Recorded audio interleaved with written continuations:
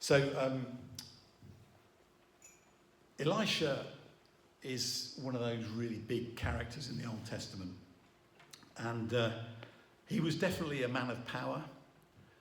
He's known as the prophet with the double anointing, because that's what he asked for, and we'll think about that in a later talk. But he was a kingdom changer. He really altered everything that was going on in the kingdom of Israel.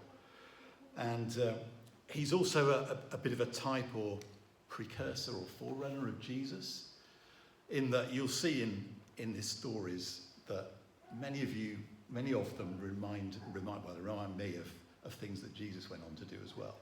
So that's really interesting, that he's this kind of prototype Jesus in a way, in what he does. And a lot of it is weird and wonderful. I mean, he does more miracles than probably anybody else in the Old Testament, even more than Elijah, his predecessor. And he has this amazing power that seems to rest on him. So we'll think about that. And I sense that maybe God was wanting to, as I said in the prayer, give us as his people in this time something of that Elisha anointing. So I'm up for that. I don't know whether you are, but I'm up for that. In whatever way that God wants to do that. So we're going to start. I've entitled it "Elisha Gets a Surprise." This is the call of Elisha in 1 Kings chapter 19. And in my notes, I've bracketed it as Elisha gets a surprise cloak. So you'll see from when I read it. So Elijah went from there, and this is just after, you remember Elijah has had this meltdown about he's the only one left and all the rest of it. He's after these called fire down, and he runs off into the desert, and God says to him, no, there's a few people still faithful to me, and I want you to anoint a few people, and one of those is Elisha. So this is where it follows on. So Elijah went from there and found Elisha, son of Shaphat. He was ploughing with 12 yoke of oxen, and he himself was driving the 12th pair. Elijah went up to him and threw his cloak around him. Elisha then left his oxen and ran after Elijah. "Let me kiss my father and mother goodbye," he said, "and then I will come with you." "Go back," Elijah replied. "What have I done to you?" So Elisha left him and went back. He took his yoke of oxen and slaughtered them. He burned the ploughing equipment to cook the meat and gave it to the people, and they ate. Then he set out to follow Elijah and became his servant. Right. I've only got about 6 slides, so it won't be long, this talk. Sorry. The first thing that I noticed in this is that God's work is never about just one person. Elijah was worried that it was, and that God hadn't got any plans for the nation and all the rest of it. But the fact that he says, okay, go and anoint Elisha. I've been preparing him. In this story, there's been not just Elisha who's preparing the ground, but God has been doing that as well. And he's been preparing Elisha's heart. We don't read why or what his background is too much, other than he's this farmer, and he's farming the land, probably his dad's land. But it reminds me that no one is indispensable in God's work. No one is, except Jesus, of course. He's the one that's indispensable. The rest of us aren't. And he's always calling new people and moving people on and preparing people to do more and so on. And it's never about one person or 2 people. And yet in the church, often we do like this. We have this cult of personality, don't we? Often we raise these particular people up, and we think God's using them, and that's fine. And maybe sometimes we like that. We like God to be using somebody else, and we think, okay, that's fine. Yeah, look at the power that's on them. Look at what they're doing, and I can just kind of sit back and not do very much. But that's not God's way. He's never about the cult of personalities, and he calls all of us to be in his kingdom and to do kingdom work. That's my second point, is that God's calling is for everyone. God's calling is for everyone. In the New Testament, as Paul writes his letters, one of the things that I'm always struck by is the fact that he sees the church and everyone in the church as called people. Here's a couple of verses.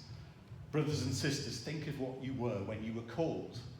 Not many of you were wise by human standards. Not many of you were influential. Not many of you were from noble birth. But he says to the Corinthian church, you were called. You were called. And again in Ephesians 4, as a prisoner for the Lord then, I urge you to live a life worthy of the calling you have received. So God's call on our lives is going to be different for each one of us. Not all of us are called to be prophets or evangelists, or somebody you might be. But we're all called in different ways. And that's a calling we should see ourselves as having. Within our workplaces, I don't know whether you see yourselves as called in your workplace, but God has called you to be there. Within your family, within your neighbours, He's called you to be the presence and the power of God in that situation. Whether that's just to befriend people, to pray for them, to encourage them, to love them, to help them in some circumstances. You know, sometimes we get those chances just to do something for somebody in some practical way. And it's also that just to live that life of integrity amongst those that we meet day by day in whatever situation they are.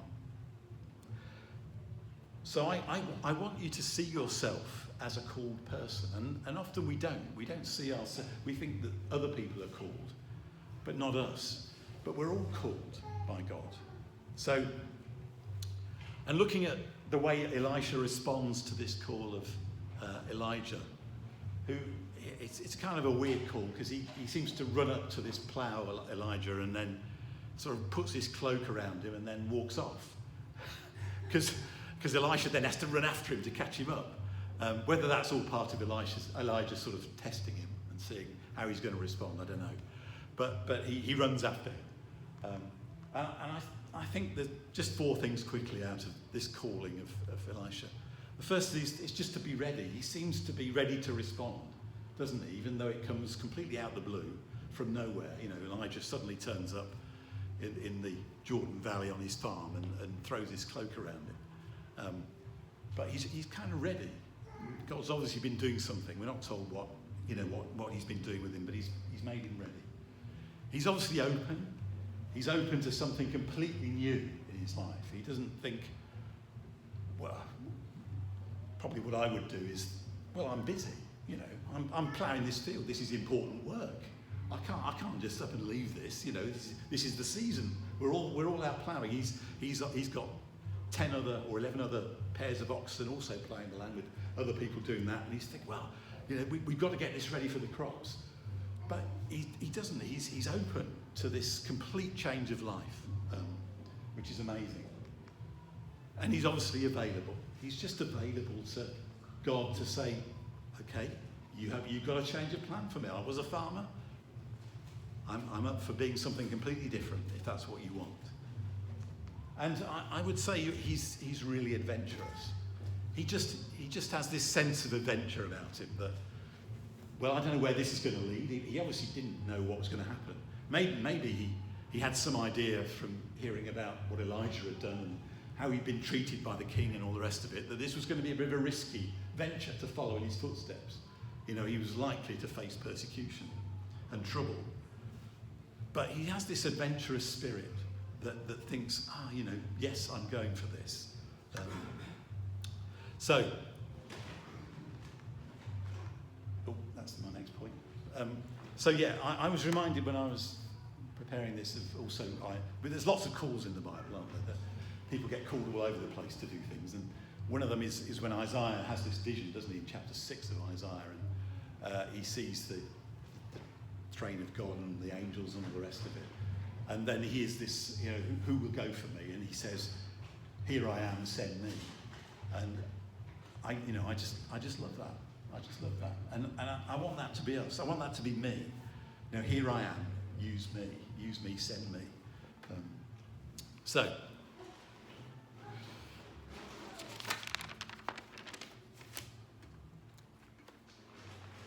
the next thing that struck me about the story of Elisha's call was that he does this burning of his bridges, if you like, although in this case it's his ploughing equipment.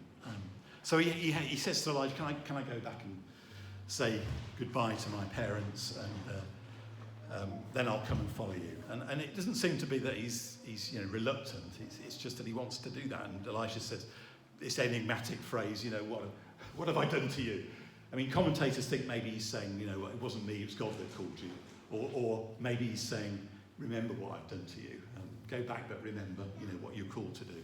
But anyway, he goes away, and he has this leaving party, and he slaughters his 2 oxen, and he burns the ploughing equipment, and all the people. I guess as I said, it's probably, commentators think that he comes from a wealthy family. If his father owned all this land, and enough land that you needed 12 pairs of oxen to plough it, they were probably pretty well off. And probably all the people that it talks about that he prepared this feast for would be the family and all of the friends and servants, maybe fellow farmers who come together in that community. Anyway, so they have this party, but what strikes me about it is that he's kind of all in. That's what there's a symbolic thing about this act of burning his past, almost. It's like, okay, this is what I'm doing now, and the farming stuff is gone, and I'm all into this new call that you've got for me. And that is leaving behind comfort and security, probably, and the familiar and everything that he was used to in his life up until this time. But he's all in. And that, in our culture, is pretty rare. We're not much of an all-in culture, really. We like to, in all situations, we like to leave our options open, whether that's in relationships or in jobs or whatever. It's become very alien to be all in on something. But I want to remind you, and I'm reminding myself, of course, because I know that very often I'm not, if I'm honest in my heart of hearts, I'm not all in all the time for God's kingdom. But I want to be. And that is really what following Jesus is about. It's about an undivided heart. And it's about being committed to what God has called us to do. I've probably used this illustration before, but I think sometimes we live the kingdom life like getting into a boat.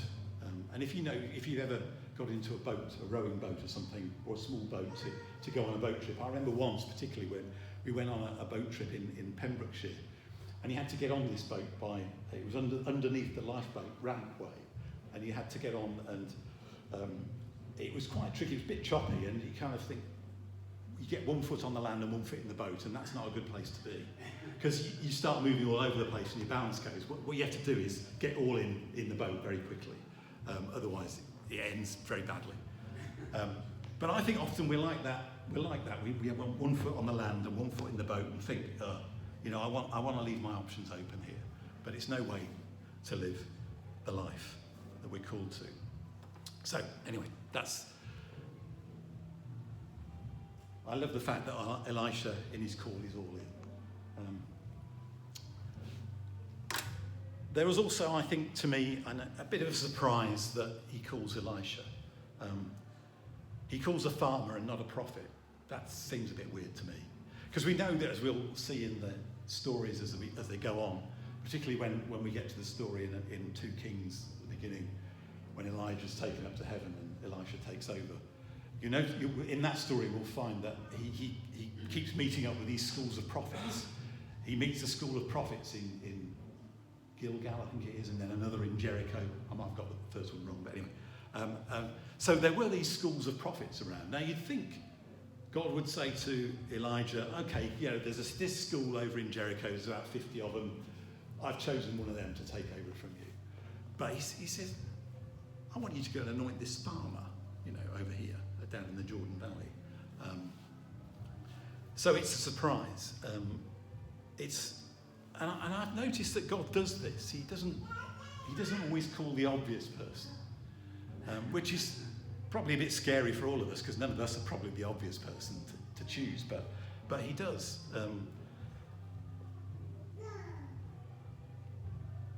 I'm just reading a little book that's a narrative story of I came across it when I was Googling around on Elisha.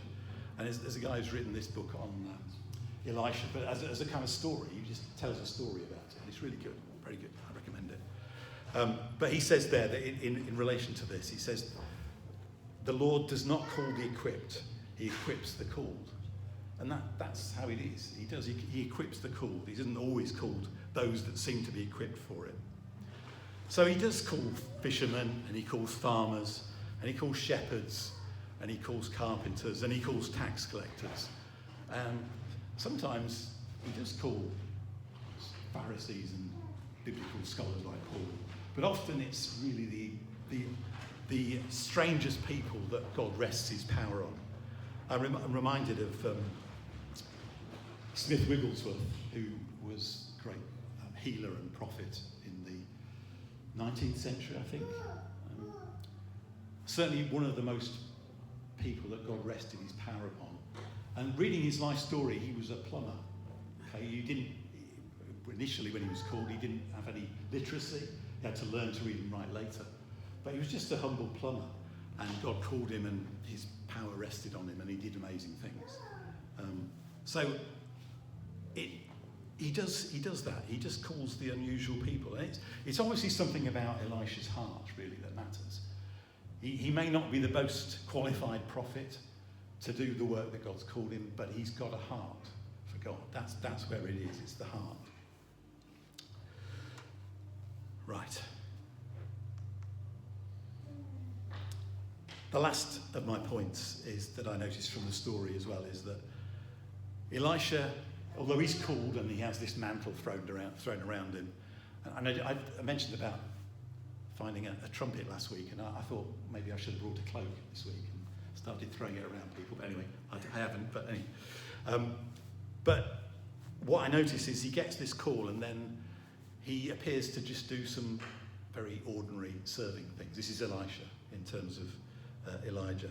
It says that right at the end of the passage we read that he then became his servant. He became Elijah's servant. So no doubt there was something of a mentoring going on. But also when Elisha comes into his own and starts, Elijah's gone and gone up to heaven, and Elisha is the prophet. The kings gather together in chapter 3 of 2 Kings to go into battle, and there one of the kings says, is there a prophet somewhere that we could ask about how to do this? And somebody says, well there's Elisha. And one of the advisors, and this is how he's described. If I can find the right place. Here it is. Yeah, an officer of the king of Israel answered, Elisha, son of Shaphat, is here. He used to pour water on the hands of Elijah. Okay. So that's his reputation. Okay. In other words, he was looking after Elijah, serving him. That's what pouring water on his hands is a euphemism for, I'm sure.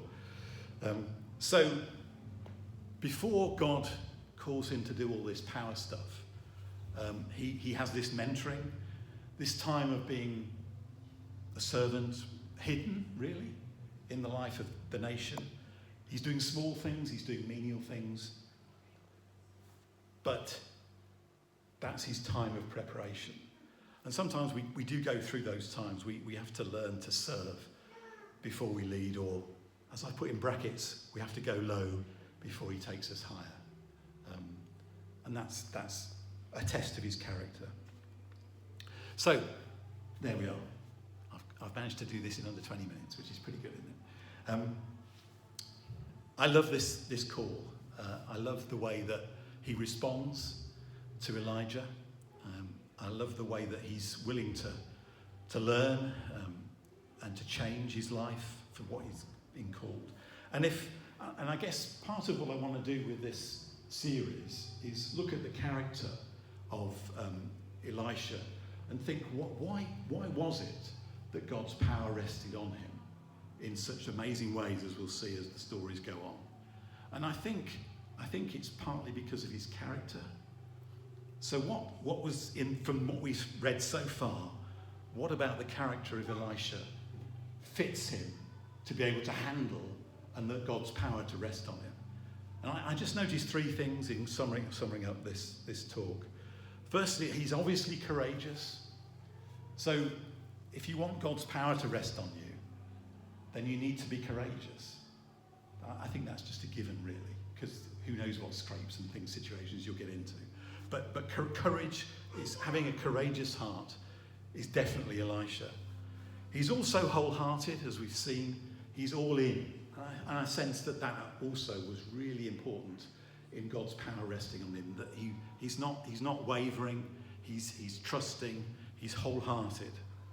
And he seems to have this servant heart. He's ready to, for a few years, probably most people think probably a couple of years before, after his call here until Elijah is taken off in the chariot of fire to heaven. So for a couple of years, he just has this serving role, and he seems quite happy to do that. He's quite happy to serve, to learn, probably to get all the stories from Elijah and say, how did you do it? This is what I did, whatever. He's just learning how to be his follower and to be his successor. So courage, wholeheartedness, and a servant heart. Those are three of the things. I mean, we'll find more as the stories go on, but those are three of the things we need for God's power to rest on us in our day and in our time. So let's stand. If you can, or sit, whichever you want.